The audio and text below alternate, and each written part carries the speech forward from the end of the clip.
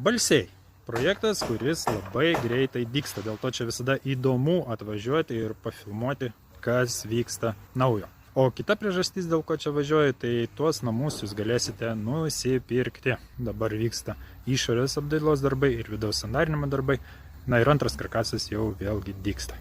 Apeinam, pasižiūrim įdomesnės vietas. Kaip ir minėjau anksčiau, vienam iš namų mes naudosime Knauf sistemą. Norim išsibandyti. Gamintojas žinomas, žymus ir teikiantis garantijas. Nors naudojam Knauf sistemą, bet be Sygos gamintojai irgi neapsieinam. Yra kritiniai taškai, kur su Syga tai daryti paprasčiau. Dar filmuoju profiliuką, ant jo montuosis langai. Labai svarbi namo detalė. Ortakiai, kurie kerta sieną, apšiltinti. Šiokia tokia naujovė, įdomi vieta, anksčiau taip nedarydavom, tai yra juosta prieš langų montavimą. Žiūrėsim, ar pasiteisins. Dar labai graži vieta, negaliu nepasidalinti, o tas sandarinimas, kaip gražiai viskas neaptepta. Tikrai labai tvarkinga ir gražu. Tai tiek šiandien apie Balsių Toleikių gatvės projektą. Jeigu kam domina šitie nameliai, kviečiame skambinti, atvažiuoti, susipažinti.